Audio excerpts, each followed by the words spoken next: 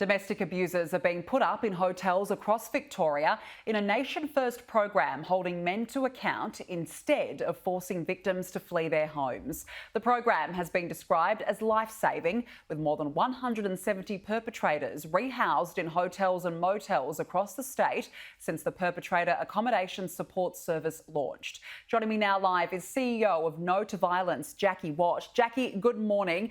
Now, No to Violence runs this program in partnership with the Salvation Army. How exactly does it work? So, good morning, Danica, and good morning to your listeners. The programme works by contacting the Men's Referral Service. I can give you the numbers 1300 766 491.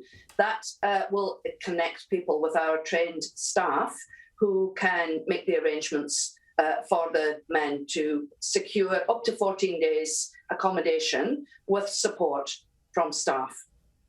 Okay, so do the men volunteer themselves or do they have to go through a program first? How exactly does it work? So men who are at risk of family violence can access the service, and if the man's already been excluded from the home, he's automatically eligible for the service. But the other important bit of this is that men need to be willing to work with trained counsellors to at least discuss their use of violence, and that can help them to think about what they're actually doing, but also we can help them access other services that they may require, like accommodation, other accommodation services or employment services, or even transport. We can help them access the service system, and also potentially if they're up to going into a group program or wish to take part in that, we can help them access that as well. And in fact, 39 have now either joined or are waiting to join a group program.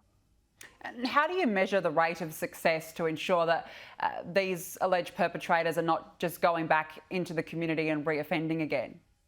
So that's a really good question. And look, it's early days, Danica. It's only been running for 6 months.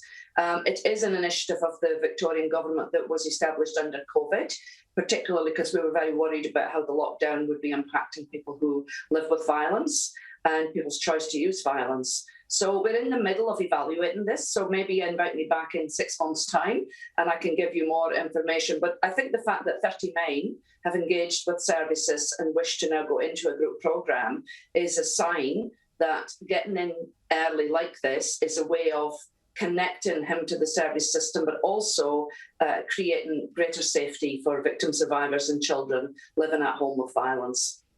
What about the women in this situation, the victims themselves? Is it fair that their taxpayer dollars are going towards funding a program for people who have allegedly abused them?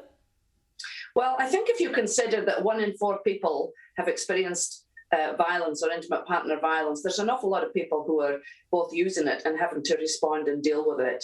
So, we spend a lot of taxpayer dollars on the ambulance at the bottom of the cliff. And I think what we're trying to do is get to the top of the cliff before the ambulance goes over. At the last report that PwC did, PricewaterhouseCoopers, they reckoned that there was a $6 billion cost to the Australian economy caused by family violence. So investing in getting in earlier, letting the man know that he's being kept in view, giving her and the kids some time out from the violence and abuse has to be something worth trying. And what has been the response from the women in this situation? Have they welcomed the program? Because typically it's actually the victim that is forced to flee the home. That's exactly right. And often they're forced to flee because they don't feel safe. And I think it's our job to keep women and children safely in their homes if we can. I think that's actually a better use of taxpayer dollars. Generally, our experience is that women don't want to kick them out because they don't want them to be homeless. So we're providing that 14-day window for that in that situation, which is obviously better than them feeling the pressure to take him back because he's got nowhere to go. Jacqui Watt, we have to leave it there. Thank you for joining me this morning. Thank you.